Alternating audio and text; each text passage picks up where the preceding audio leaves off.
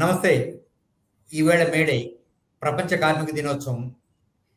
సుసంపన్నమైన కార్మిక శక్తి, సంపదను సృష్టించే కార్మిక శక్తి, తమ 8 గంటల పనిదినం కోసం రక్తాశ్రువులను సిందించిన రోజు ఈవేళ. ఈ మేడే సందర్భంగా ప్రస్తుత ప్రపంచంలో కార్మికులు ఎదుర్కొంటున్న సమస్యల్ని, అలానే ప్రపంచవ్యాప్తంగా కార్మిక శక్తి సన్నగిల్లుతుందని, కార్మికోద్యమాలు నీరుగారుతున్నాయి లేదా నిర్వీర్యం అవుతున్నాయని, వాటి బలం తగ్గిపోతుందని అనుకొని చాలా వదంతులు వస్తున్న నేపథ్యంలో చాలా ప్రాక్టికల్గా అసలు ప్రపంచవ్యాప్తంగా కార్మికోద్యమం ఏ మలుపు తీసుకొని ఉంది, ఎలా ముందుకు పోగలుగుతుంది, ఆ తర్వాత తిరిగి ఇది పునర్జీవనం చేయాలంటే ఏం చేయాలి అనే అంశం మీద మనం ఇవాళ చర్చించాలనుకున్నాం. ఎందుకంటే ప్రపంచవ్యాప్తంగా ఈవేళ 8 గంటల పనిదినం కోసం ఆ వేళ కార్మికులు రక్తం చెందిస్తే ఈవేళ 8 గంటల పనిదినం స్థానంలో 12 గంటల పనిదినాలు వచ్చినాయి.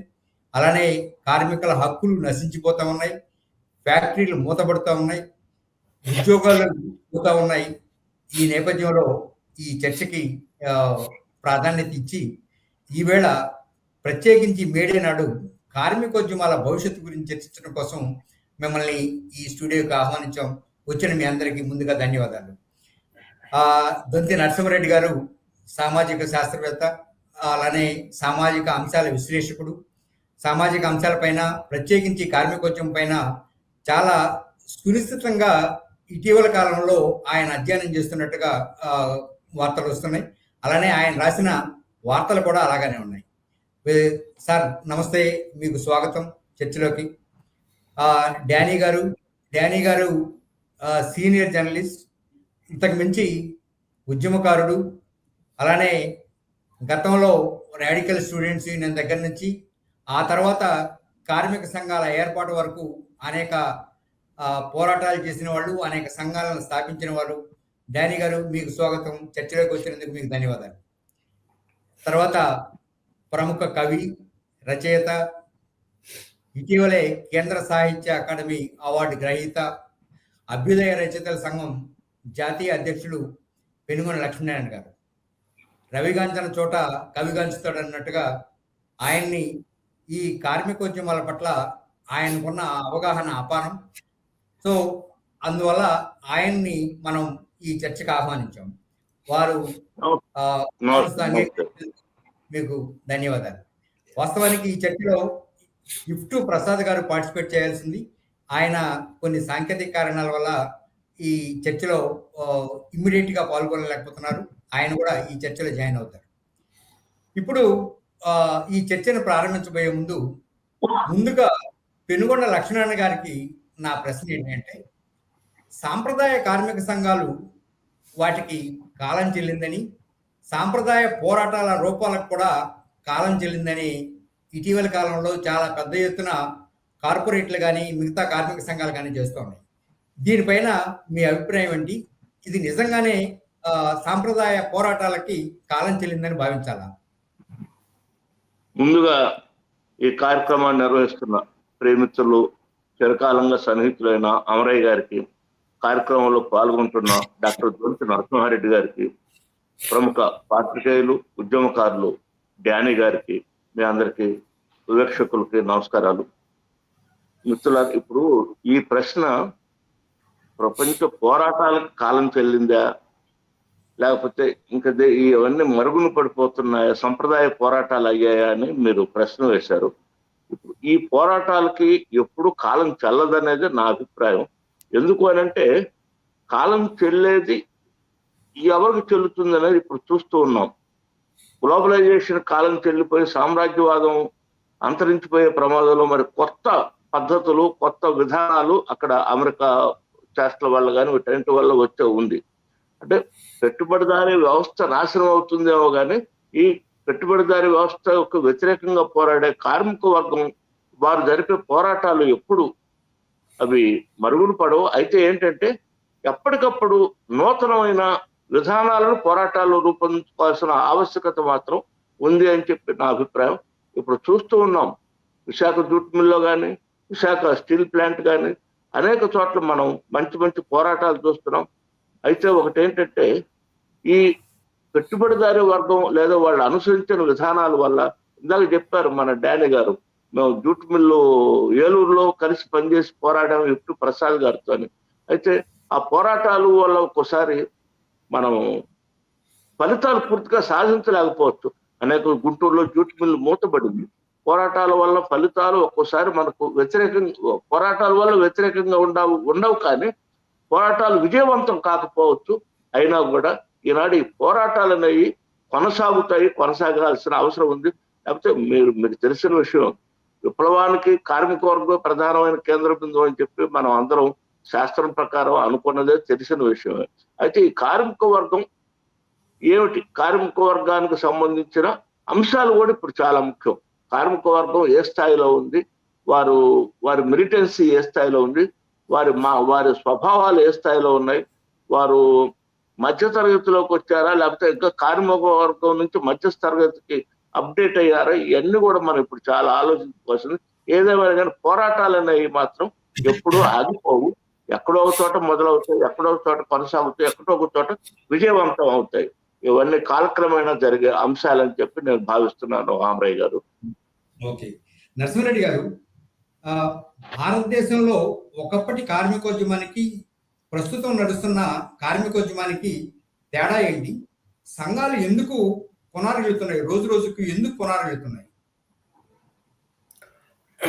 దీనికి నేపథ్యము మనం 1995లో ప్రపంచ వాణిజ్య సంస్థ ఏర్పడిన సందర్భం నుంచి చూడాలి. ఎందుకంటే అప్పటి నుంచి కూడా భారతదేశము లిబరలైజేషన్, ప్రైవేటైజేషన్, గ్లోబలైజేషన్ దిశగా పయనిస్తూ వచ్చింది. సో మనకు సరళీకృత వాతావరణంలో ఈ ఉత్పత్తి రంగంలో చాలా మార్పులు తీసుకొచ్చారు. అప్పటి వరకు ఉన్న లేబర్ చట్టాలు కానీ, కార్మికులకు ఉండాల్సిన సంక్షేమం కానీ, వాళ్ళ రక్షణకు తయారు చేసిన విధి విధానాలు వీటన్నిటిని సరళీకృతం చేస్తూ వచ్చారు. దానివల్ల యూనియనైజేషన్ అనేది తగ్గుతూ వస్తుంది. దాన్ని తగ్గించాలనే ఇవన్నీ కూడా చేయడం జరిగింది. ఆ సరళీకృత వాతావరణము, యూనియనైజేషన్ ఉండొద్దని. అది చాలా మటుకు సక్సెస్ఫుల్గానే సాగింది. కాకపోతే ఇంకా అక్కడక్కడ మనకు ఆ పాత యూనియన్స్ కానీ, ఎక్కడైతే మరీ తీవ్రంగా అన్యాయం ఉందో, అన్యాయమైన చోట మనం మారుతి సుజుకి కేసు చూసినాము ఢిల్లీ గుర్గాం దగ్గర. అట్లాంటి పోరాటాలు అక్కడక్కడ ఇప్పటికీ ఉన్నాయి. కాకపోతే క్రమంగా యూనియన్స్లో కూడా మార్పులు వస్తున్నాయి. ఇదివరకు ఉన్న నాయకత్వము వాళ్ళు పెద్ద మనుషులు అయిపోయారు, యువ నాయకత్వము రావడం లేదు. అది ఎందుకు రావడం లేదనేది అది ఒక రకరకాల కారణాలు ఉన్నాయి. తర్వాత ఈ మనకేదైతే వాతావరణం, ఉత్పత్తి సంబంధాల్లో కూడా మార్పులు వచ్చి మనకు ఒక సంఘటిత కార్మిక వ్యవస్థ ఏర్పడే అవకాశం లేకుండా చేశారు. ఇప్పుడు యాక్చువల్లీ మ్యానుఫ్యాక్చరింగ్ రంగమే తగ్గిపోతూ వస్తుంది, సర్వీస్ సెక్టర్ పెరుగుతూ వస్తుంది. మనం ఈ గత 10-15 ఏళ్లలో చూస్తే సర్వీస్ సెక్టర్లోనే ఉద్యోగాలు ఎక్కువ వచ్చినాయి. దాంట్లోనే మనకు భవిష్యత్తు ఉందని అన్ని రాజకీయ పార్టీలు కావచ్చు, పాలకులు కావచ్చు, ఇదే మనకు నూరిపోస్తూ ఉన్నారు. ఆ సర్వీస్ సెక్టర్లో పూర్తిగా అసలు యూనియనైజేషన్కి అవకాశం లేకుండా చేస్తున్న పరిస్థితి కూడా చూస్తున్నాం. దానివల్ల క్రమంగా అంటే ఒకటేమో అంతర్లీనంగా కార్మిక సంఘాల్లో ఉన్న మార్పులు, ఏది నాయకత్వము మార్పులు కావచ్చు, నాయకత్వంలో పటుత్వం ఇదివరకు ఉన్నది తగ్గిపోవడం కావచ్చు. తర్వాత ఈ నాయకులకు, ఇప్పుడు ఇదివరకు ఉన్న నాయకులకు మొత్తం ఆర్థిక వ్యవస్థ మీద ఒక అవగాహన ఉండేది. నాకు తెలిసి ఇప్పటి కార్మిక సంఘ నాయకులకు అంత సమయం లేకపోవచ్చు, లేదా వాళ్ళకి అందించే వ్యవస్థ లేకపోవచ్చు. కానీ మొత్తంగా ఆర్థిక వ్యవస్థ మీద ఉన్న పట్టు ఇదివరకు ఉన్న కార్మిక సంఘ నాయకులకు ఇప్పుడు లేదు. యువ నాయకత్వం లేదు. అందులో మహిళలు కూడా చాలా తక్కువగా ఉన్నారు. ఈ అంతర్లీనంగా మార్పులు ఒకటైతే, బాహ్యంగా యూనియనైజేషన్ కాకుండా, యూనియనైజేషన్ కానీ ఒక ఆర్థిక వ్యవస్థ ట్రాన్స్ఫర్మేషన్ కావడంతో కూడా మనకి బలహీనత అనేది కనపడుతుంది. నాకు తెలిసి భారతదేశంలో ఇప్పుడు 20-30 ఏళ్ళ క్రితం ఉన్నంత కార్మిక సంఘ పటుత్వం ఇప్పుడు లేదు. ఇది ఎందుకు లేదు? దీని కొరకు అనేక ప్రయత్నాలు జరిగినాయి. ఇప్పుడు ఇదివరకు పార్టీకి అనుబంధంగా ట్రేడ్ యూనియన్స్ ఉండేది, అవి గట్టిగా ఉండేవి. కానీ ఇప్పుడు పార్టీకి అనుబంధంగా ఉన్నవి, పార్టీకి అనుబంధంగా లేని అయితే చాలా తక్కువ ఉన్నాయి. లేదా ఏదో ఒక వ్యక్తి ఆధారిత ట్రేడ్ యూనియన్స్ మనం ఇక్కడ హైదరాబాద్లో చూసాము. మనకు నాయని నరసింహారెడ్డి, ఆయన ఏ పార్టీలో ఉన్నా ఆయన ఒక కార్మిక సంఘం ఉండేది, దాని కొరకు ప్రయత్నాలు చేయడం. ఇవన్నీ కూడా బలహీనపడ్డ పరిస్థితులు ఉన్నాయి. కొత్తగా ఇప్పుడు రావాల్సిన ఇప్పుడు గిగ్ వర్కర్స్ అంటున్నారు, అంటే సర్వీస్ సెక్టర్లో ఈ కొత్త రకమైన కార్మికుల్లో కొత్త నాయకత్వం రావాలి. అట్లా కొంత మనకి ఇప్పుడు ట్యాక్సీస్లో ఊబర్, ఓలా అలాంటి ట్యాక్సీల బారిన పడ్డ ప్రైవేట్ ట్యాక్సీలు కొంత సంఘటితం అయింది, కానీ ఇంకా పూర్తి స్థాయిలో లేదు. వాళ్ళు ఎయిర్పోర్ట్ పోయే వాళ్ళే కొంత సంఘటితమైన, కానీ మొత్తంగా కాలేదు.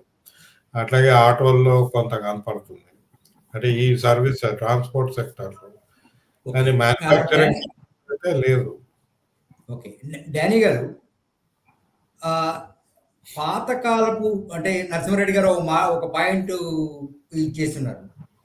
నాయకులు అవగాహన లేకపోవటం వల్ల అంటే సంఘటిత రంగం, అసంఘటిత రంగం 2 రకాలు ఉంది.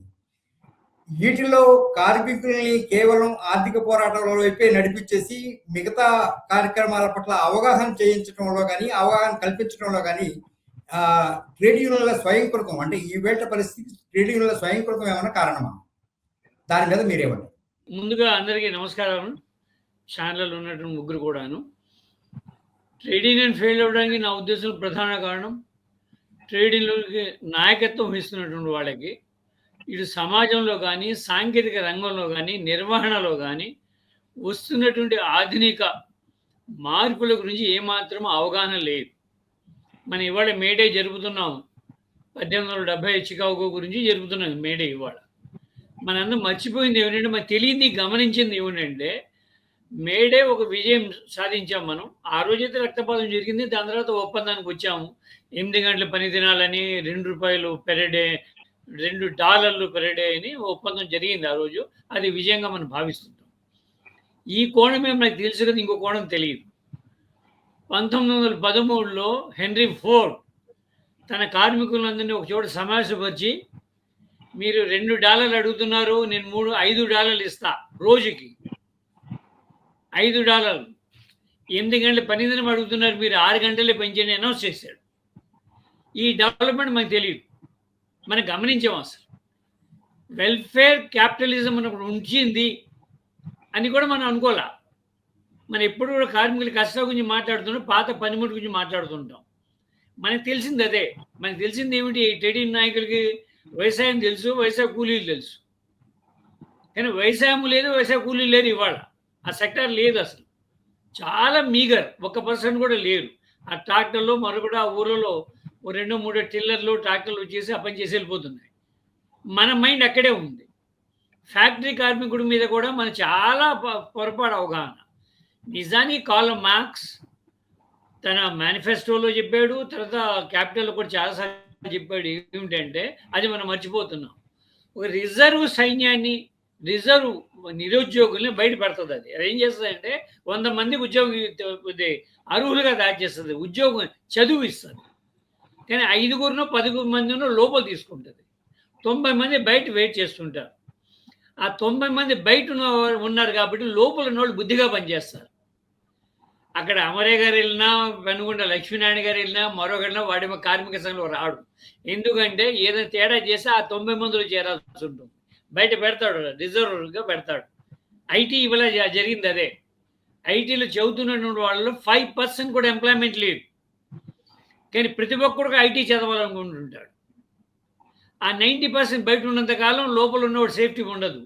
వాడు ఏం చెప్తే అది వింటారు. ట్రేడింగ్‌లో ఎలాగ వస్తాడు వాడు? ఇంకోటి సార్ చెప్పారు నరసింహారెడ్డి గారు. మంచి మాట అది. భారతదేశంలో మోర్ దాన్ 70% వ్యవసాయ రంగం వ్యవసాయ రంగం కాంట్రిబ్యూషన్ ఉండేది జీడీపీ. ఇవాళ వ్యవసాయ రంగం కాంట్రిబ్యూషన్ జీడీపీలో 14%. ఫ్యాక్టరీ కార్మికులు కూడా పెరగల మనకి. అది కూడా 14%. 70% సర్వీస్ సెక్టార్. బ్యాంకులు కానీ, ఐటీ వాళ్ళు కానీ వగరా అందరూ కూడా 70% ఇవాళ ఇండియన్ ఎకానమీ ఆధారపడి ఉంది దాని మీద. వాళ్ళతో ఎలా డీల్ చేయాలో మనకు తెలియదు. కంప్యూటర్లు వచ్చిన కొత్తలో ఆటోమేషన్ రద్దు కావాలని ట్రేడ్ యూనియన్ నాయకులు ధర్నాలు చేయడం బాగా తెలుసు నాకు. బ్యాంకులు అవి పోస్టల్ డిపార్ట్మెంట్లో నా మిత్రులు చాలా మంది కామ్రేడ్స్ ఉండేవారు ఆ రోజుల్లో. ఓ 15 మందిని కట్టగట్టి హైదరాబాద్ పంపించారు కంప్యూటర్లో ట్రైనింగ్ అయ్యి రమ్మని. వీళ్ళు హైదరాబాద్ వెళ్ళి ఆ జీపీయూలో ఉండేవారు. పొద్దున్నే లెగడం, టిఫిన్ చేయడం అక్కడ హాస్టల్లో పెట్టారు వీళ్ళందరినీ డార్మెటరీ పెట్టి. ఉదయాన్నే నినాదాలు ఇవ్వడం, కంప్యూటరీకరణ ఆపాలి, యాంత్రీకరణ ఆపాలి అని చెప్పి. సినిమాలు ఏవో చూసేయడం, మళ్ళీ సాయంత్రం అక్కడ భోంచేసి అక్కడ పడుకోవడం. ఇలా 25 డేస్ చేశారు వాళ్ళు. వాళ్ళందరూ తిరిగి వచ్చారు. చాలా విజయంగా మేము అడ్డుకున్నాము రోజు అని చెప్పేసి 20-25 సినిమాలు కూడా చూసి వచ్చారు. వచ్చిన 3 నెలల తర్వాత నిజంగా ఆఫీసులకు కంప్యూటర్ వచ్చేసింది. అప్పుడు ఆ మేనేజర్ పిలిపించి కంప్యూటర్ వచ్చిన వాళ్ళు ఉండండి, లేని వాళ్ళు వీఆర్ఎస్ తీసుకోండి అన్నాడు. That is a scenario now. టీవీలు వచ్చినప్పుడు మనం అడ్డంగా టీవీల ముందు ప్రదర్శన చేయవచ్చండి. బుద్ధున్న పని అది. 20 ఏళ్ల తర్వాత కమ్యూనిస్ట్ పార్టీలు మళ్ళీ టీవీలు పెట్టారు. ఫెయిల్యూర్ 20 ఏళ్ళు వెనకపోయారు. టెక్నాలజీ ఉండాలి కదా. ప్లీజ్. నాయకత్వ లోపమే అంటారా? మీరు నాయకత్వ లోపమే అంటారా? నాయకత్వ అవగాహన లోపం. అవగాహన బేసిక్ అసలు ట్రేడ్ యూనియన్ అంటేనే అర్థం కాదండి వాళ్ళకి. ట్రేడ్ యూనియన్ అనగా జీతములు, భత్యములు, రూపాయలు తెలుసు వాళ్ళకి. అంతే తప్ప నేను కాస్త సోషియాలజీ కానీ, ఫిలాసఫీ కానీ తెలిసినటువంటి ట్రేడ్ యూనియన్ నాయకుడిని నేను చూడలే ఇప్పుడు కూడా. ఇంత భారతదేశంలో దాదాపు 45 ఇయర్స్ పైన నాకు ఉద్యమాలతో అనుభవం ఉన్నది. నేను వాడు ఎంతవరకు ఏమిటంటే రోజు కూలి 14 రూపాయలు ఇస్తున్నారు, దాన్ని 16 రూపాయలు చేయడం ఎట్లాగా. ఇవి తప్ప. ఇప్పుడు ఉదాహరణకి ఏమిటంటే సోషాలజీ చెప్పేది వర్క్ మీద 24 గంటలు ఉండేది అయితే మనిషి 3 పనులు చేయాలి. అరిస్టాటిల్ ఎప్పుడో చెప్పాడు. యేసుక్రీస్తు కన్నా ముందు 350 సంవత్సరాల ముందు మాట చెప్పాడు. Man is by nature social animal అన్నాడు. సోషల్ అనే మాట ఎందుకు వాడాడంటే, ఒరే మిగతా యానిమల్స్ అని కూడా ఆహారం సేకరించుకుంటే తర్వాత పడుకుంటే అవన్నీ కూడాను. మనిషి అలా చేయదు. 3 పనులు చేయాలి మనిషి. పడుకోవాలి, నిద్ర, ఆహారము, మైథునము 3 ఉండాలి వాడికి మనిషికి. ఏ జీవికైనా సరే మనిషికి 3 సరిపోవు. సామాజిక జీవితం కూడా కావాలి. 4 పుస్తకాలు చదవాలి, 4 ఫ్రెండ్స్ చదవాలి, ఇలాంటి డిబేట్లో పాల్గొవాలి. ఇదంతా కూడా మంచి చేసే పని. సో వాళ్ళు ఒక అండర్స్టాండింగ్ ఏమొచ్చారు, ఈ 3 పనులకి 3 కేటాయిద్దాం అన్నారు. ఎవరైనా ఏ టీడీ నాయకులు మాట్లాడడం చూసారు మీరు? సోషాలజిస్ట్ చెప్పారు ఆ మాట.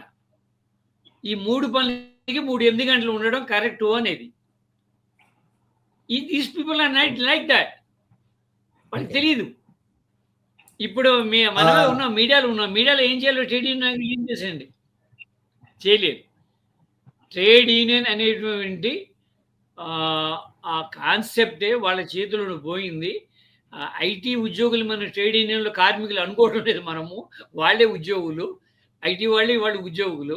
70% వాళ్ళే ఉన్నారు ఇండియన్ ఇవాళ ఉన్నటువంటి జీడిపిలోను. వాళ్ళతో ఎలా డీల్ చేయాలో మనకు తెలియదు. పైగా మిడిల్ క్లాస్గా డెవలప్ అయ్యారు వాళ్ళు. ఇంతకుముందు కార్మిక స్వభావం ఒకటి ఉండేది. అణచివేతకి వాడు గురైపోయి నీరసంగాను ఈసురోమంటూ ఉండేటువంటి కార్మికులు ఉండేవారు. ఆ జమానా పోయింది. అది they become white collar. White collar trade union ఎందుకు వస్తాడు? వైట్ కాలర్ మించిన జ్ఞానం ఉన్నప్పుడు వస్తాడు. అని లేదా రాడు. కొంతమంది నాయకులు ఉన్నారు నాకు తెలిసి, వాళ్ళు వాళ్ళు పిలిస్తే ఓకే. ఇంజినీరింగ్ చదువుతూ మానేసిన వాళ్ళు, మెడిసిన్ చదువుతూ మానేసిన వాళ్ళు వెళ్ళిపోయే సందర్భాలు ఉన్నాయి. అంతటి నాయకుడు ఎక్కడున్నాడు ఇప్పుడు? ఓకే. పిలవడానికైనా సరే. ఒక్క నిమిషం. ఇంజినీరింగ్ కాలేజ్ వదిలేయటము ఒక అనే మాటలా ఇవాళ? ఎంత డబ్బు ఖర్చు చేస్తున్నారు? ఓకే. లక్ష్మీనారాయణ గారు భారతదేశంలో అన్ఫార్చునేట్‌లీ ఆ నాయకులు ఆ ఓకే. సామర్థ్యం లేదు. వాళ్ళ తప్పే ఇది. కొత్తగా వచ్చే ఛాలెంజెస్ ఓకే. రైట్. లక్ష్మీనారాయణ గారు అంటే డానీ గారు చెప్పిన దాని ప్రకారంగా కార్మిక నాయకులకి అవగాహన లేకపోవటం వల్ల కార్మికుల్ని చైతన్య పదంలో నడిపించలేకపోయారనేది ఒకటి. 2 అసలు ఏ ఉద్యమం సక్సెస్ కాలేదనే దానిలో అసలు వాస్తవం ఉందా? నేను మొట్టమొదటి కూడా ఉద్యమాలు సక్సెస్ కాకుండా పోవు అనే దాని మీద నేను సక్సెస్ అవుతాయని నా ఇది. అయితే చాలాసార్లు ఇప్పుడు మనకు ఫ్రెంచ్ రెవల్యూషన్ ఒకసారి లేచింది, ఒకసారి పడిపోయింది. ఇవన్నీ మన ప్రపంచంలో చరిత్రలు తెలిసిన విషయం. అయితే ఈ ఉద్యమాలు అనేవి వెయిట్ అండ్ సీగానే ఉంటున్నాయి. ఇప్పుడు భారతదేశంలో కమ్యూనిస్ట్ పార్టీ కన్నా కార్మికోద్యమమే ప్రారంభమైంది. కార్మిక సంఘం ఏఐటీసీ తొలుత ప్రారంభమైంది. అంటే ఆనాడు ఒక కార్మిక శక్తి స్వాతంత్రోద్యమం వీటన్నిటితో కూడా ప్రభావితమైంది. అయితే ఇప్పుడు ఏంటంటే కార్మిక వర్గం బలహీనపడిందా అనేది కూడా వాస్తవమే. ఇప్పుడంటే పెట్టుబడిదారీ విధానం అనుసరించే వాళ్ళ మొదట్లోనే అన్నారు ఈ వెల్ఫేర్, అదే వాడు $2 అంటే నేను $5 ఇస్తాను, 8 గంటలు అంటే 6 గంటలు ఇస్తానని చెప్పి ఈ వెల్ఫేర్ సొసైటీ అనేది వచ్చిన తర్వాత కూడా ఒక మానసికమైన మానసికమైన విషయాలు వాళ్ళందరూ కార్మికులు కూడా ఏర్పడ్డాయి. ఇప్పుడు మాకు ఇల్లు ఇస్తున్నారు, మాకు డబ్బు ఇస్తున్నారు, లేకపోతే మాకు కావాల్సిన సౌకర్యాలు ఇస్తున్నారు, మా పిల్లలు చదువులకు ఇస్తున్నారు. ఇటువంటి సౌకర్యాలు ఇవి కూడా కొంత కార్మిక వర్గాన్ని లేదా సాధారణ ప్రజలను కూడా ఇప్పుడు మభ్యపెట్టి కార్మిక వర్గానికి వాళ్ళు దూరం అయిపోతున్నారు. ఇప్పుడు అసలు నేను కార్మికుడిని అవునా కాదా అనేది వైట్ కాలర్ ఇవన్నీ మాటలు వచ్చినాయి. అసలు నేను కార్మిక స్పృహ ఉందా లేదా ప్రజలు? ఫస్ట్ లో కూడా ఆ మాట అన్నాను. వీళ్ళ మానసిక స్థితి ఎటు వెళుతుంది? మధ్యతరగతి వర్గానికి, మధ్యతరగతి స్వభావానికి దగ్గర అవుతున్న వాస్తవం అనేది కూడా మనం గమనించాలి. అయితే ఏంటంటే ఈ విషయంలో భారతదేశంలో అసలు విషయం ఏంటంటే కార్మిక సంఘాలు చీలిపోవటం. అయితే సరే ఈరోజు కమ్యూనిస్ట్ పార్టీ చీలిపోవటాలు, ఈ ఐక్యత ఇవన్నీ అసలు అవన్నీ చాలా చెత్త మాటలు అవుతున్నాయి. విలీనాలు, కలవటాలు, ఏదైనా కలిసి పోరాటం ఇవన్నీ లేదా పెద్ద ప్రజలు కూడా నమ్మటం లేదు ఇప్పుడు. అయితే ఒకటేంటంటే కార్మిక పార్టీలు ఎలా చీలిపోయినాయో అభ్యుదయ సంఘం చీలిపోయింది, ట్రేడ్ యూనియన్స్ చీలిపోతాయి, టీచర్స్ సంఘాలు చీలిపోయాయి, కార్మిక సంఘాలు కూడా చీలిపోయాయి. ఈ చీలికనే చాలా బలహీనతలకి దారితీసింది. నువ్వు ఈ చీలికల్లో ఏంటంటే చాలా మంది కార్మిక నాయకులు అనే వాళ్ళకి కొత్త వాళ్ళు రాలేదు, పాత వాళ్ళు ఉన్నారు. పాత వాళ్ళు పాపం చాలా నిజాయితీగా చేసిన వాళ్ళు, అసూలు అర్పించిన వాళ్ళు ఉన్నారు. ఈ కొత్త నాయకత్వంలో కూడా చాలా చాలా మార్పులు, వాళ్ళ ఆలోచన ధోరణిలో కూడా మార్పులు వచ్చి వాళ్ళ సిద్ధాంత స్థాయి కానీ వాళ్ళకున్న జ్ఞానం కానీ కూడా కొంత పెంచుకోవాల్సిన అవసరం ఉంది. వాళ్ళకు ఉండబట్టే వాళ్ళు కార్మిక ఉద్యమం నాయకులు అయ్యారు, కానీ వాళ్ళకి పెంచుకోవాల్సిన అవసరం ఉంది. వ్యూహాలు, ఎత్తుగడలు అనేది కూడా చాలా ముఖ్యం అనేది కూడా మనం గమనించాలి. ఈరోజు విశాఖ స్టీల్ ఫ్యాక్టరీకి సంబంధించి ఇటుపక్క నుంచి వ్యూహాలు, ఎత్తుగడలు జరుగుతున్న కార్మిక వర్గం నుంచి, అటు ప్రభుత్వం నుంచి కూడా వ్యూహాలు, ఎత్తుగడలు. అది ఉంటుందో పోతుందో తెలియనంత గందరగోళంలోకి వెళ్ళిపోయిన పరిస్థితి ఉందన్నమాట. ఏంటంటే కార్మిక నాయకత్వం, కార్మిక వర్గానికి నాయకత్వం వహించే వారిలో మాత్రం ప్రావీణ్యత పెరగాల్సి ఉంది. అదే సందర్భంలో ఏంటంటే ఈ చాలా చీలికలు వచ్చేసరికి కూడా ఉద్యమాలు బలహీనం అయిపోయి మనం ఏమి చేయగలం అనేది కూడా ఒక ప్రశ్నార్థకంగా మిగిలి ఉండటం కూడా ఇది. అయితే ఒక్కోసారి ఆగ్రహ ఉద్యమాలు కూడా ఇప్పుడు హర్యానాలో మారుతి దాంట్లో పెద్ద గందరగోళం జరిగి ఒక హత్యల దాకా మేనేజరు వాళ్ళందరూ హత్యల దాకా వెళ్ళిపోయి గందరగోళం జరిగింది. అంటే అది ఎంతవరకు కరెక్టా? అది ఆర్గనైజ్డ్ యూనియన్ చేసిన పనైనా చేస్తారా అట్లా కూడా అనేది ఉంటుందన్నమాట. ఆలోచించాల్సిన విషయాలు. ఏదైనా కూడా కార్మిక వర్గానికి నాయకత్వం వహించే వాళ్ళు చాలా ప్రావీణ్యత కలిగి ఉండాలి, నిజాయితీ కలిగి ఉండాలి. కార్మిక వర్గాల ఐక్యత కూడా చాలా అవసరం అని కూడా ఈ సందర్భంలో గ్రహించాలని నా భావన, మిత్రులారా. ఓకే. నరసింహారెడ్డి గారు, కార్మికుడు అనే దానికి ఇటీవల కాలంలో నిర్వచనం మారిపోయింది. ప్రాధాన్యతలు కూడా మారిపోయినాయి. చేసే నేచర్ కూడా, వర్కింగ్ నేచర్ కూడా మారిపోయింది. ఈ ప్రాధాన్యతలు మారిపోయిన క్రమంలో ఉద్యోగి లేదా కార్మికుడి తన నిర్వచనం కూడా మార్చుకుని ఈ ప్రాధాన్యతలు మారిపోయిన క్రమంలో కొత్త కార్మికుడిని ఎలా నిర్వచించాలి? కొత్త కార్మికుడిని ఎలా సంఘటితం చేయాలి? మీరు అనేది వాస్తవమే. మనం సర్వీస్ సెక్టర్ గురించి మాట్లాడుతున్నాం ఎక్కువగా. కానీ భారతదేశంలో మనకి ఇంకా పాత మైనింగ్ సెక్టర్ నుంచి, మ్యానుఫ్యాక్చరింగ్ నుంచి, వ్యవసాయ రంగం ఇవన్నీ కూడా ఇంకా పాత పద్ధతిలో ఉత్పత్తి జరుగుతున్న పరిస్థితి కూడా చూస్తున్నాం. అంటే పాత రకమైన కార్మికుడు కూడా ఇప్పటికి కూడా ఉన్నారు. అది మైనింగ్‌లో మనం స్పష్టంగా చూడొచ్చు. వ్యవసాయ రంగంలో కొంత మార్పు వచ్చింది. మ్యానుఫ్యాక్చరింగ్‌లో కొంత మార్పు వచ్చింది. సర్వీస్ సెక్టర్ అయితే మీరు చెప్పే ఇప్పుడు సర్వీస్ సెక్టార్‌లో మనకు ఆ కార్మికుడు ఎవరు అనేది వస్తుంది. ఇప్పుడు వర్క్ ఫ్రమ్ హోమ్ అనేటప్పటికి అసలు ఎవరు కార్మికుడు పనిచేసే ప్రదేశం ఇవన్నీ కూడా కొత్త నిర్వచనాలకి ఆస్కారం కల్పిస్తున్నాయి. అయితే నేననేది ఒకటేమో ఈ మారుతున్న ఏదైతే ఆర్థిక వ్యవస్థ ఉందో, ఈ ఆర్థిక వ్యవస్థ అర్థం చేసుకొని దానికి అనుగుణంగా ఆయా రంగాలలో కార్మిక పోరాట వ్యవస్థ కానీ, కార్మిక సంఘాలు కానీ రావడం లేదు. అది ఒక సమస్య.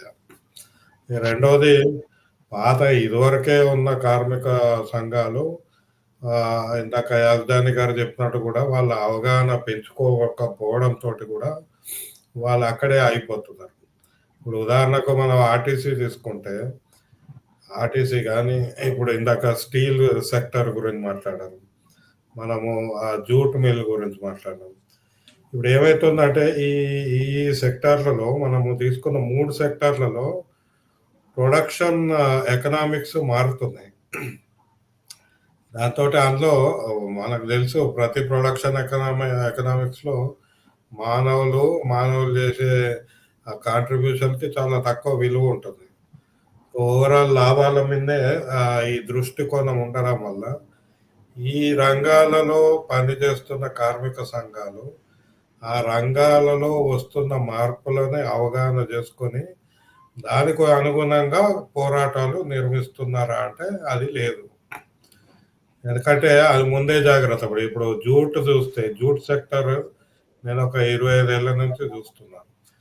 నేను జూట్ మిల్లులు పోరాటాలు నాకంత పూర్తిగా తెలియదు, కానీ ఓవరాల్ చూస్తే జూట్ మిల్లులు నష్టాలకు పోవడానికి కారణం ఏంటంటే జూట్ ఉపయోగము తగ్గించే విధానాలు తీసుకొచ్చింది ప్రభుత్వం. రెండోది, జూట్ ఉత్పత్తి చేసే ప్రాంతాలన్నిటిని కూడా మార్చేశారు. సో క్రాపింగ్ ప్యాటర్న్ మారిపోయింది. ఇప్పుడు మనం శ్రీకాకుళం కానీ, అటు ఒరిస్సా కానీ, వెస్ట్ బెంగాల్లో ఎక్కడైతే జూట్ ఉత్పత్తి జరుగుతుందో అక్కడ వ్యవసాయాన్ని మార్చేయడం. దాంతో జూట్ ఉత్పత్తి తగ్గిపోయింది. జూటు ఉత్పత్తుల ఉపయోగం కూడా తగ్గిపోయింది. అది textile ministry of textile jute order తీసుకొచ్చారు. ఇదివరకు ఏముండే, మనకు చక్కెర కానీ ఏదైనా దానికి ఆహార ఉత్పత్తి ఉన్న దానికి జూట్ బ్యాగే వాడాలనేది ఉంటే దాన్ని ఎత్తేసారు. ఇప్పుడు మళ్ళీ తీసుకొస్తున్నారు.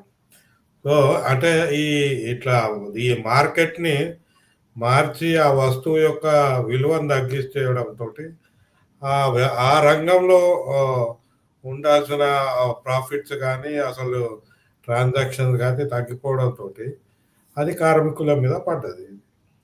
ఇట్లాంటి పరిస్థితి ఇప్పుడు ఆర్టీసీ చూస్తున్నాం. ఆర్టీసీ కూడా ట్రాన్స్పోర్ట్ సెక్టార్లో ఇప్పుడు మన హైదరాబాద్లో ప్రభుత్వం 14,000 కోట్ల పెట్టుబడి మెట్రో మీద పెట్టడానికి సిద్ధపడింది, కానీ టీఎస్ఆర్టీసీకి 500 కోట్లు ఇవ్వడానికి రెడీగా లేదు. దాంతో ఇప్పుడు వాళ్ళు ఉన్న దాంట్లోనే కొట్టుకోమిట్టుకాడుతున్నారు. సో ఇక్కడ కార్మిక సంఘం పాత్ర ఎట్లా నిర్వచించాలి? వాళ్ళు ఇప్పటికీ కూడా మాకు అది కావాలి ఇది కావాలి అనగలుగుతారా? మరి ఆ బాధ్యత ఎవరిది? ఎందుకంటే వాళ్ళ సగటు కుటుంబం గనుక ట్రాన్స్‌పోర్ట్ సెక్టార్ పాలసీని వాళ్ళు ఇన్‌ఫ్లూయెన్స్ చేసే పరిస్థితి లేనప్పుడు, వాళ్ళకి కావాల్సింది అడగడంలో తప్పేమున్నది? అనేది ప్రశ్నొస్తుంది. ఇప్పుడు మీకు అంటే ఈ మారుతున్న పరిస్థితులు ఆ సర్వీస్ సెక్టార్‌లో కూడా కనపడతాయి. ఇప్పుడు అమెజాన్ ఉంది. మనం అమెరికాలో కూడా చూస్తున్నాం. అమెరికాలో కూడా యూనియనైజేషన్ జరగకుండా వాళ్ళు అడ్డుపడుతున్నారు. యూనియన్స్‌ని బలహీనపరుస్తున్నారు.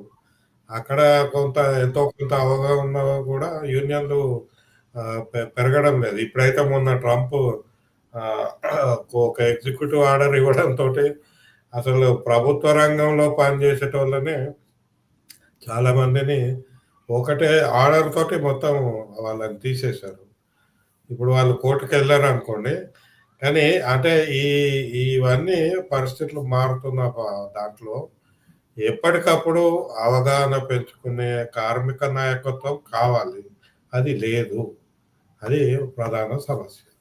ఓకే. డానీ గారు, భారతదేశంలో ఉన్న 144 కార్మిక చట్టాలని రద్దు చేసి ఒక సెక్టార్ కింద తీసుకొచ్చారు.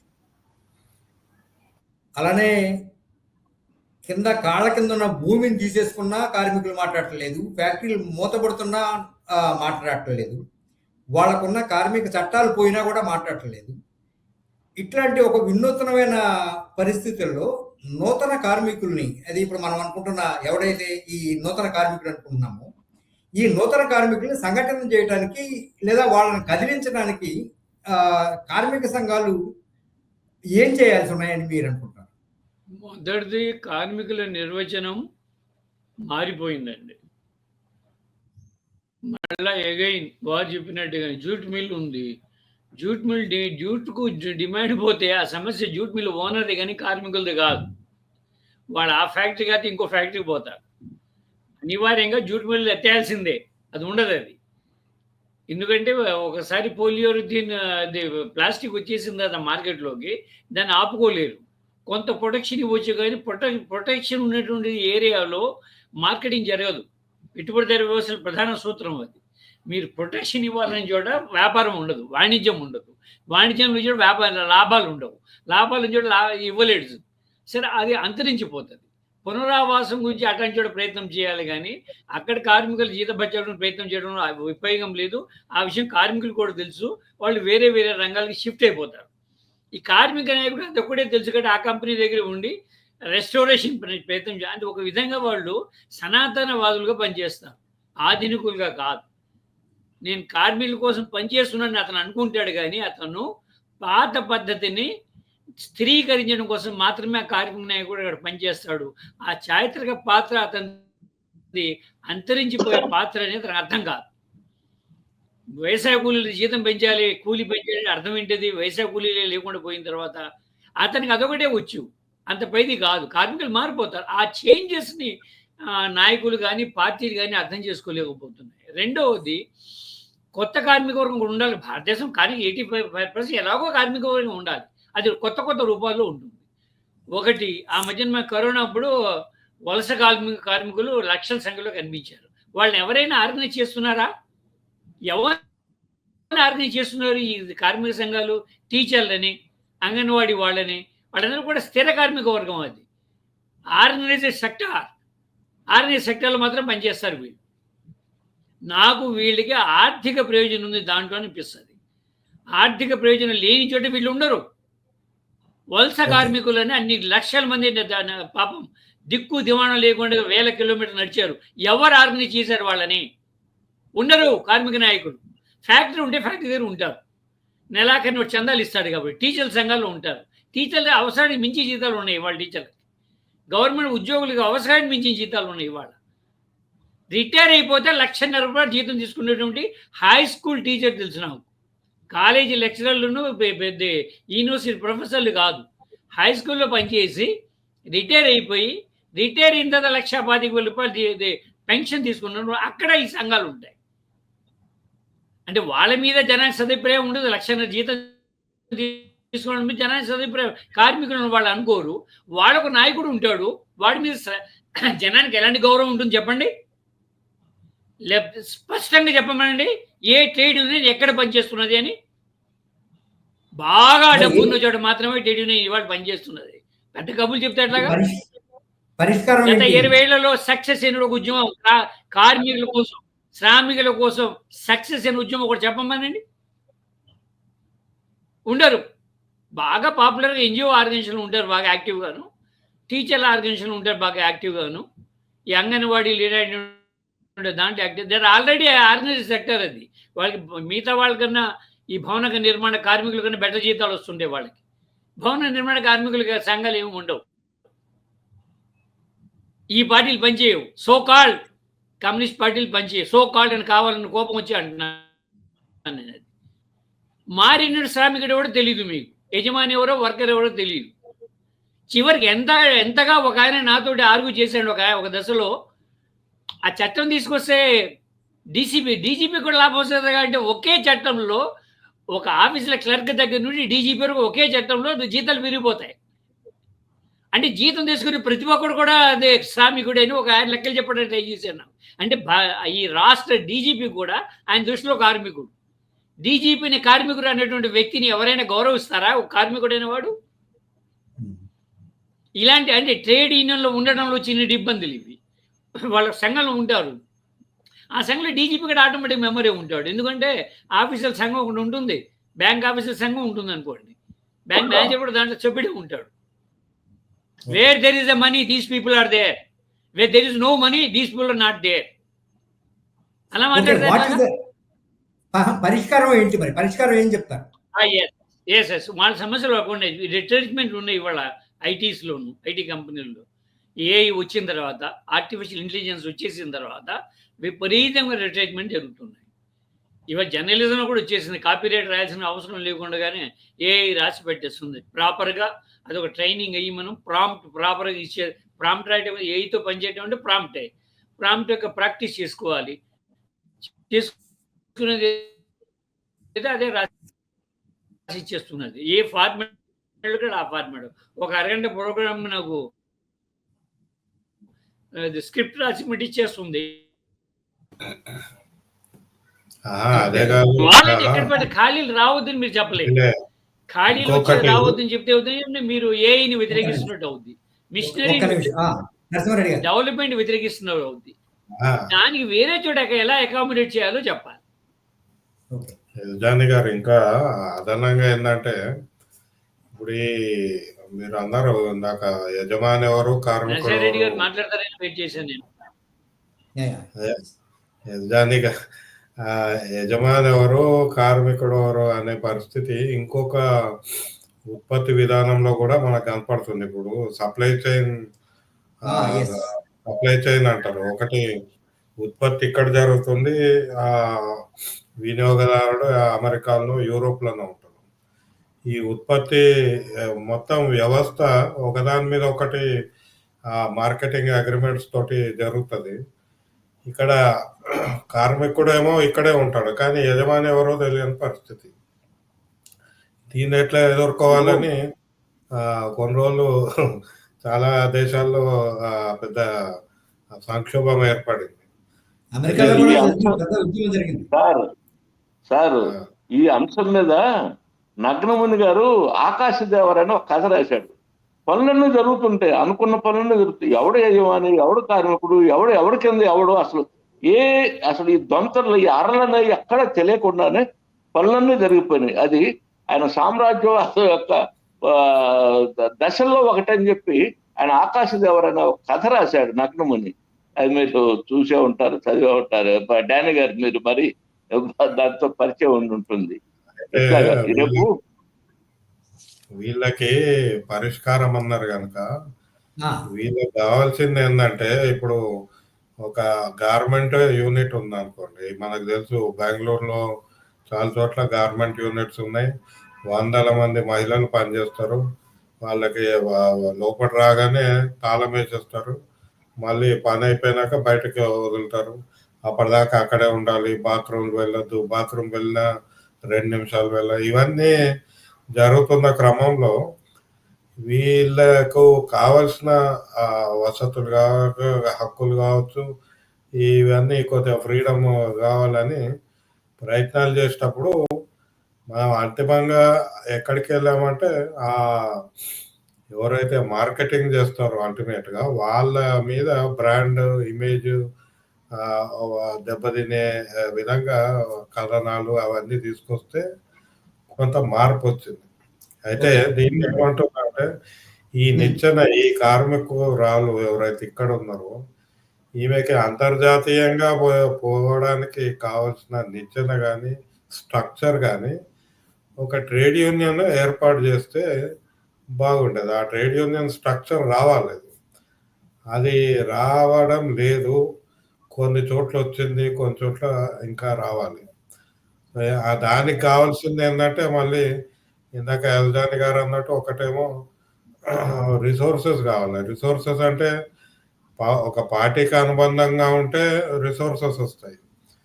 కానీ నాకు తెలిసి ఇప్పుడు వారు అన్నట్టు కొన్ని అసంఘటిత రంగాలలో వాళ్ళ కార్మిక సంఘాలు ఉన్నా కూడా ఇటు నుంచి నిధులు అటు పోతాయి కానీ అటు నుంచి నిధులు ఇటు రావడం.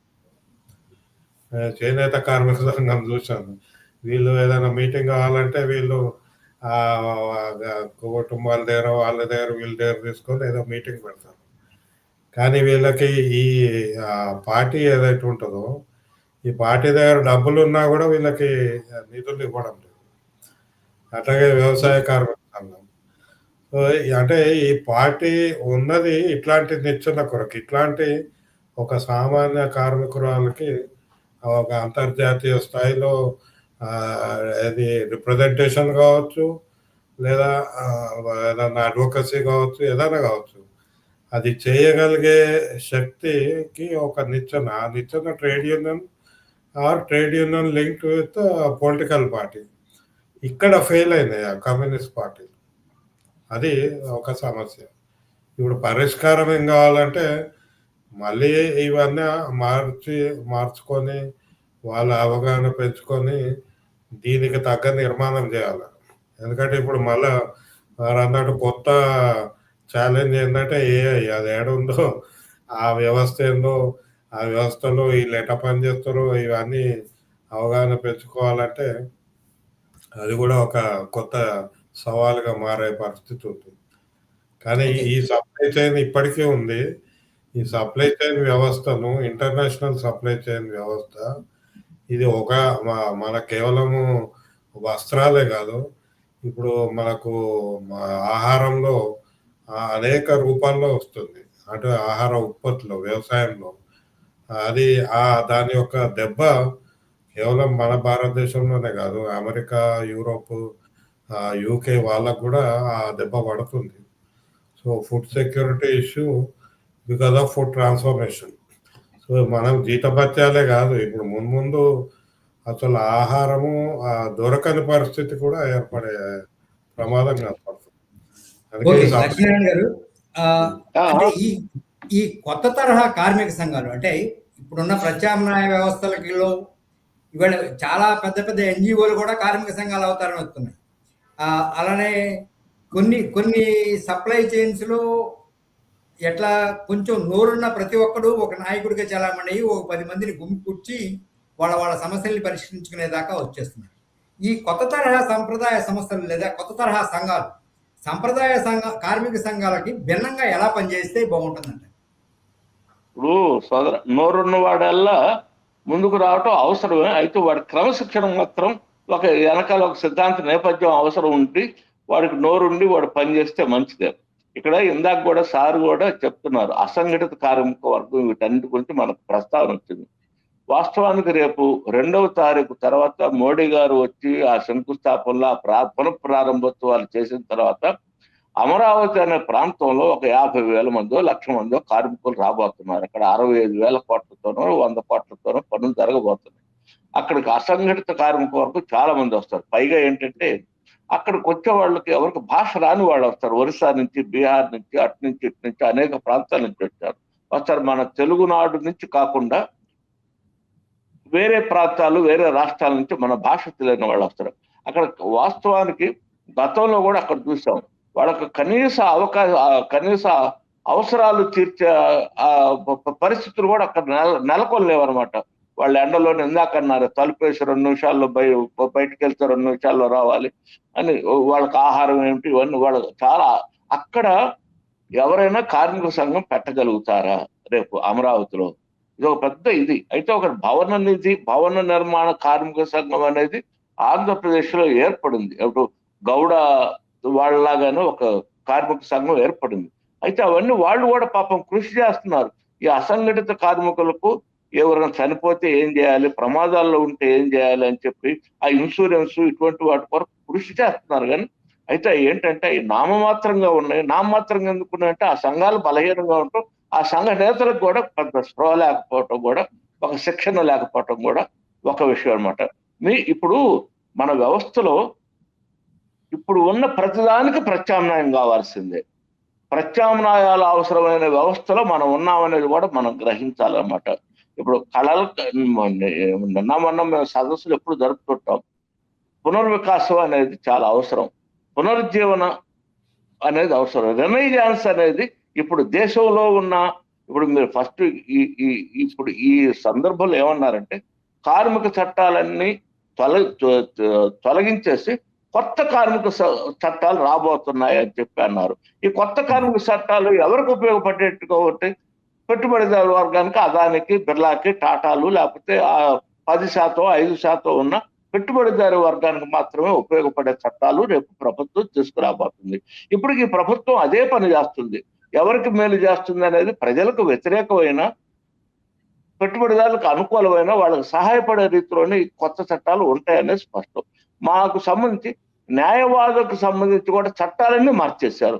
ఐపీసీ మార్చారు, ఎవిడెన్స్ యాక్ట్ మార్చారు, సిఆర్పిసి మార్చారు. వాటన్నిటి అయ్యా తొలగించాలి, అవన్నీ సరైనవి కాదు అని చెప్పి న్యాయవాదులు ఒక ఉద్యమం తీసుకొచ్చారు. పెద్ద ఆ ఉద్యమం ఏమి విజయవంతం కాలేదు. ఆ చట్టాలు, కొత్త చట్టాలు ఇప్పుడు వచ్చి అమల్లో ఉన్నాయన్నమాట. పూర్వం 302 అంటే మర్డర్ కేసు, ఇప్పుడు ఆ 302 సెక్షన్ మారిపోయింది. మరేదో సెక్షన్ నేను కూడా చూసుకోవాలన్నమాట. ఇట్లా అంటే ప్రతి దాంట్లోనూ చట్టాలు అనేవి మారుస్తూ వస్తున్నారు. ఆ మార్పు అనేది ఇప్పుడు ఎవరికి ఉందంటే కార్మిక వర్గాలకి లేదా ప్రజా సంక్షేమం దృష్ట్యా కాదు, ప్రభుత్వాలకు అనుకూలంగా, ప్రభుత్వాలకు వ్యతిరేకంగా నోరు తెరవని విధంగా ప్రభుత్వాలకి అనుకూలంగా ఉండే పెట్టుబడిదారు వర్గాలకి, ధనిక వర్గాలకు సహాయపడే రీతిగా ఉన్నాయి. అందుకని ఇప్పుడు ఏంటంటే ప్రత్యామ్నాయ ఉద్యమాలు అవసరం, ప్రత్యామ్నాయ వ్యవస్థ ఒకటి కావాలి. ప్రతిదానికి ఇప్పుడు మేము కళల గురించి, సాహిత్యం గురించి మాట్లాడుతున్నాం.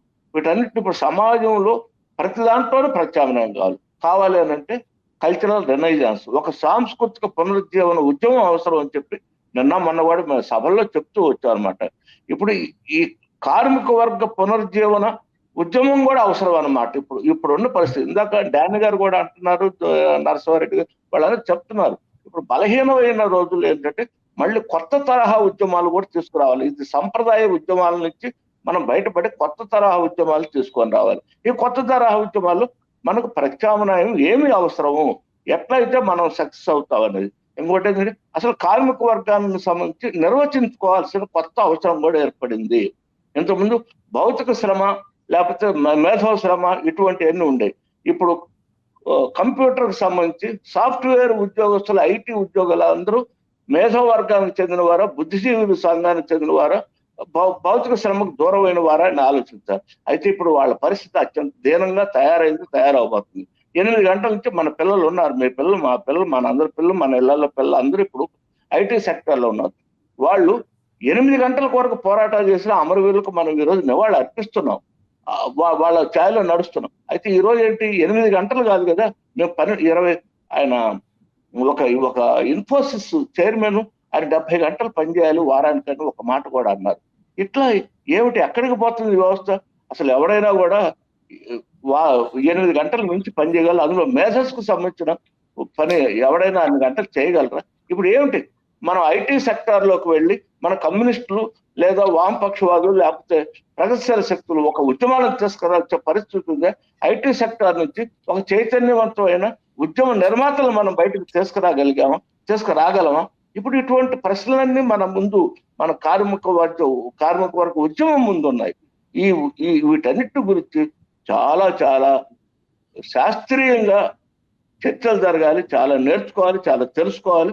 అప్పుడు మాత్రమే భారతదేశంలో సరైన కార్మిక వర్గం రావాల్సిన అవసరం ఉందని చెప్పి నేను భావిస్తున్నాను. చాలా ప్రశ్నలు ఉన్నాయి, అదొకటి ఎవరు అని నిర్ణయించుకోవాలి, ఈ చట్టాలు ఎవరికి ఉపయోగపడుతున్నాయని, ఇవన్నీ చాలా ప్రశ్నలు మన ముందు ఉన్నాయన్నమాట. ఇంకా వెళితే పూర్తి కార్మిక వర్గాన్ని ఇంకా దోచుకునే వ్యవస్థ ఇంకా గట్టి పడుతుంది అనేది చూస్తున్నాం అనమాట, చూస్తాం మనం. అయితే మన ఉద్యమాలు ఏ స్థాయిలో ఉన్నాయి, సంప్రదాయ స్థాయిలో ఉన్నాయి, ఒకటి ఏంటంటే బలహీనమైన స్థాయిలో కూడా ఉన్నాయని కూడా ఇప్పుడు మనం గమనించాల్సిన అవసరం ఉందని నా భావన. ధన్యవాదాలు. డానీ గారు, చాలా క్విక్ గా రౌండ్ అప్ చేద్దాం, 10 minutes అయితే మనకి టైం ఉంది. ట్రేడ్ యూనియన్స్ తమను తామును ఎలా కొత్తగా ఆవిష్కరించుకుంటే బాగుంటుంది అంటారు? ఈ విషయాన్ని ట్రేడ్ యూనియన్స్ కన్నా కూడాను పెట్టుబడిదారీ వర్గమే చాలా ఎక్కువగా రీసెర్చ్ చేసింది. ఓకే, నువ్వు కార్మికుడిగా ఉంటే కార్మికుడు పెట్టుబడిదారి సంబంధాలు ఉంటాయి. అసలు నేను కార్మికుడు కాకుండా చేస్తే ఏం సంబంధాలు ఉంటాయి? జొమాటో వాడు ఉన్నాడు, లేదా మీకు ఏమో ఈ ట్యాక్సీల వాళ్ళు ఉన్నారు, ఓలాలు, ఊబర్లు వగైరాలు. వాడు ఎప్పుడు కాదు అప్పుడు రిజైన్ చేయవచ్చు. వాడు యాప్ ఆన్ చేస్తేనే వాడికి వస్తుంది బుకింగ్స్. యాప్ వాడు ఆపేయవచ్చు, నాకు ఇవాళ చేయాలని లేదనుకుంటే ఆపేయవచ్చు. వాడే ఓనరు, వాడే వర్కర్. వర్కర్ అని మనం అనుకుంటున్నాము, కానీ నువ్వు నా డానీ గారు ఒక చిన్న విషయం, వాడెవడు కార్లు వాళ్ళు ఉన్నారు చూడండి, ఊబర్ వాళ్ళు, వాడికి ఒక్క కారు ఉండదు, ఒక్క మోటార్ సైకిల్ ఉండదు. ఒక్క మోటార్ సైకిల్ రవాణా వ్యవస్థను మొత్తం శాసిస్తున్నాడు. రవాణా వ్యవస్థలో ఉండే డ్రైవర్లని, క్లీనర్లని మొత్తం వ్యవస్థ.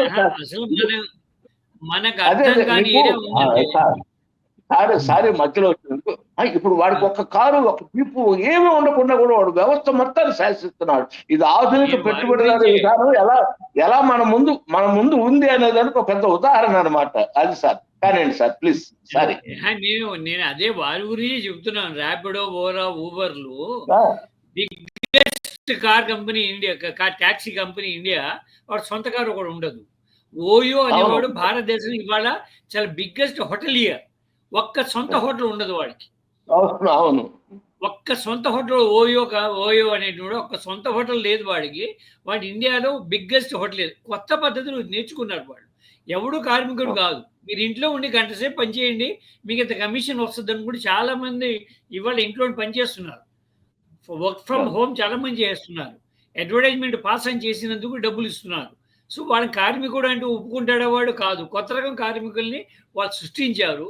వాళ్ళని ఆర్గనైజ్ ఎలా చేయాలో మనకు తెలియడం లేదు. ఇది ఒక విషయాన్ని వాళ్ళు నాకు తెలిసి పెట్టుబడిదారీ వర్గం అనండి, సామ్రాజ్యవాదం అనండి, మనం తిట్లు అన్ని కూడా కొంతమంది తిడుతూ ఉంటాం మనం.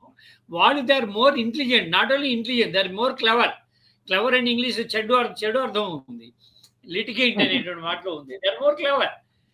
వాళ్ళు వర్కర్లు ఏమైనా చేస్తున్నాడు వాడు, మీరే పని చేసుకోండి అని చెప్పి. మూడో వైపు, గతంలో నాకు తెలిసి ఎక్కడికి వెళ్ళినా సరే నో వ్యాకెన్సీ బోర్డు ఉండేది. మీరు ఎక్కడికి వెళ్ళండి, ఇప్పుడు బాయ్స్ వాంటెడ్ అని బోర్డు ఉంటుంది, గర్ల్స్ వాంటెడ్ బోర్డు ఉంటుంది. బాయ్స్ మీరు ఎక్కడికైనా వెళ్ళండి, వాంటెడ్ బోర్డ్స్ ఉంటాయి. ఇంతకుముందు ఇదే 70లలో 80లలో నో వ్యాకెన్సీ పెద్ద అక్షరాలు రాసేవాడు. ఇవాళ పనిచేసేవాడు లేడు, పనిచేసే కొత్త రకంగా పనిచేస్తున్నాడు. నేను ఇంట్లో నుండి బయటికి వెళ్ళకుండానే డబ్బులు సంపాదిస్తున్నాను. నేను కూడాను just work on the computer అంతే. నేను ఎవరు కార్మికుడు, నా యజమాని ఎవడో నాకే తెలియదు. ఓకే, నరసింహారెడ్డి గారు, కొత్త రకంగా ఇది వచ్చింది. దీన్ని అర్థం చేసుకోవడాలంటే మన మాస్టర్స్ ఏ ఉండాలి ఏఐ మీద, మన మాస్టర్స్ ఏ ఉండాలి కంప్యూటర్స్ మీద. ఒక్క ల్యాప్టాప్ ఉండి ఇంట్లో ఒక అమ్మాయి సంపాదించుకుంటుంది, ఇంట్లో నువ్వు ప్రోడక్ట్ అమ్ముకుంటుంది. ఆ ప్రోడక్ట్ ఏమో ఆమెకు తెలియదు, కొనేవాళ్ళు ఎవరో తెలియదు. మీడియేటర్ ఈ అమ్మాయి ఉంటుంది అంతే, ఇంట్లో కూర్చొని ల్యాప్టాప్ మీద. వాళ్ళని మనం డిఫైన్ చేసే స్థితిలో లేము. మనం చాలా బ్యాక్వర్డ్గా ఉన్నాం, అది నా ఉద్దేశం. ఓకే, నరసింహారెడ్డి గారు, ఎక్కడైతే మేడే ఉద్యమం పుట్టిందో అక్కడ సెనేటర్గా గెలిచిన బెర్నీ శాండర్స్ మొన్న ఈ మధ్య ఒక అద్భుతమైన స్టేట్మెంట్ ఇచ్చాడు. అదేంటంటే 2023 trade union is my hero అని ఆయన ఇచ్చిన స్టేట్మెంట్. దానికి ఆయన 2 కారణాలు చెప్పారు. ఇప్పుడు మీరు చెప్పిన అన్ని చర్చిస్తున్నాయి. డిస్నీలో, ప్రైమ్లో వర్కర్స్ స్ట్రైక్ చేశారు. ఈ స్ట్రైక్ చారిత్రాత్మకమైంది, ప్రపంచవ్యాప్తంగా గుర్తుంచుకోవాల్సింది అని. అటువంటి నేపథ్యంలో చూసుకున్నప్పుడు భవిష్యత్తు ఉద్యమాలు భారతదేశంలో ఎలా ఉంటాయి, ఎలా ఉండాలంటే బాగుంటుంది, ఎలా ఉంటే సక్సెస్ అవుతాయని మీరు అనుకుంటున్నారు? ఒకటి మన భారతదేశంలో పాత కొత్త కలయిక ఉన్నది. మనం అది అర్థం చేసుకోవాలి. ఎందుకంటే ఇందాక యాజాని గారు చెప్పినట్టు కొత్త రకము సర్వీస్ సెక్టర్ వస్తుంది. అక్కడ మొబిలైజేషన్ ఎట్లా చేయాలి, ఆర్గనైజేషన్ ఎట్లా చేయాలి అని అదొక ప్రశ్న ఉండనే ఉంది. కానీ మన పాత రంగాలు ఏవైతే ఉన్నాయో ఇంకా అనేకము ఫ్యాక్టరీలు ఉన్నాయి, అనేక రకాల ఉపాధి రంగాలు ఉన్నాయి. వీటన్నిటిలో వదిలిపెట్టేశారు చాలా మటుకు. మొబిలైజేషన్ లేదు, ఆర్గనైజేషన్ లేదు, ఇవేవి లేవు. సో స్కోప్ ఉన్నది. ఎప్పుడైనా అన్యాయం జరుగుతున్నప్పుడు ఆ అన్యాయానికి వ్యతిరేకంగా మొబిలైజేషన్ చేయడం సాధ్యమే, అసాధ్యమేం కాదు. కాకపోతే ఆ మొబిలైజేషన్ ఎట్లా చేస్తాము, ఎప్పుడు వస్తుంది అనేది ఒక్కొక్క దశల్లో చరిత్రాత్మక దశలు ఉంటాయి. అందులో ముఖ్యమైనది అవగాహన పెంచుకోవడం. ఇప్పుడు అమెరికాలో మనకు ఇంత జరిగినా అక్కడ మనకంటే ఎక్కువ సరళీకృత విధానాలు ఉన్నాయి. అయినా కూడా ట్రేడ్ యూనియన్స్ ఎంతో కొంత అక్కడ నడిపిస్తున్నారు.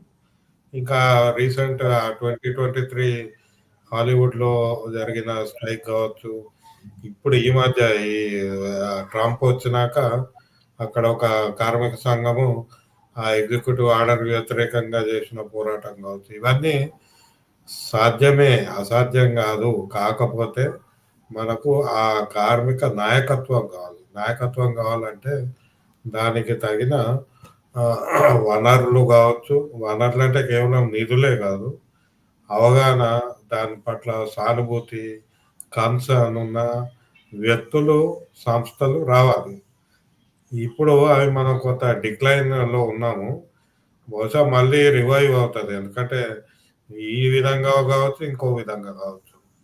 కానీ కమ్యూనిస్ట్ పార్టీలు అయితే ఇప్పుడు మనం ఎప్పుడైనా కార్మికులు అనగానే కమ్యూనిస్ట్ పార్టీల వైపు చూస్తాం.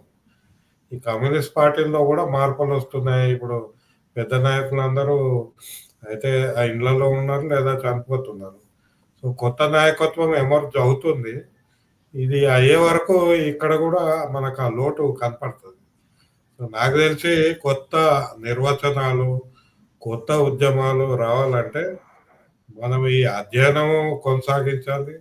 అధ్యయనం ఆధారిత అవగాహన పెంచే కార్యక్రమాలు చేయాలి. తద్వారా మనం ఒక నాయకత్వాన్ని తయారు చేసుకునే వ్యవస్థ తీసుకురావాలి.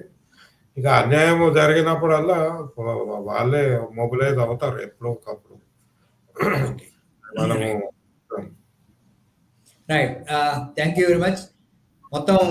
ఇవాళ మొత్తం చర్చలో కార్మిక సంఘాలు ఎదుర్కొంటున్న 4 ప్రధానమైన సమస్యల్ని మనం చర్చించాం. ఒకటి, కాలంతో పాటు మారటం, కాలంతో పాటు అవగాహన పెంచుకోవటం. 2, సంప్రదాయ పద్ధతుల్ని పక్కన పెట్టేసి కొత్త తరహా లీడర్షిప్ రావాలనేది. ఆ కొత్త తరహా లీడర్షిప్ కూడా నాయకత్వం, ఎవరికైతే నాయకత్వం వహిస్తున్నారో ఆ నాయకత్వానికి లేదా తనకి కార్మిక వర్గానికి ధీటుగా ఇది అవగాహన పెంచుకోవాలని, ఆ మేరకు ఆ స్థాయిలో ఉండేటట్టుగా ఉంటే కొత్త తరహా ఉద్యమాలు, ట్రేడ్ యూనియన్లు తమను తాము కొత్తగా నిర్వచించుకునే అవకాశాలు, ప్రత్యామ్నాయ ఉద్యమాల నేపథ్యంలో ఈ ప్రత్యామ్నాయ కార్మిక వర్గ నాయకత్వం కూడా తయారు కావాలని, అందుకు మన చర్చ దోహదపడాలని మీరు సూచన చేసినందుకు మీ అందరికీ ధన్యవాదాలు. ఈ చర్చలో పాల్గొన్న నరసింహారెడ్డి గారికి, డానీ గారికి, లక్ష్మీనారాయణ గారికి అందరికీ ధన్యవాదాలు. Thank you so much. మరో అంశంతో, మరో ముఖ్యమైన విషయం మీద చర్చిద్దాం. ధన్యవాదాలు.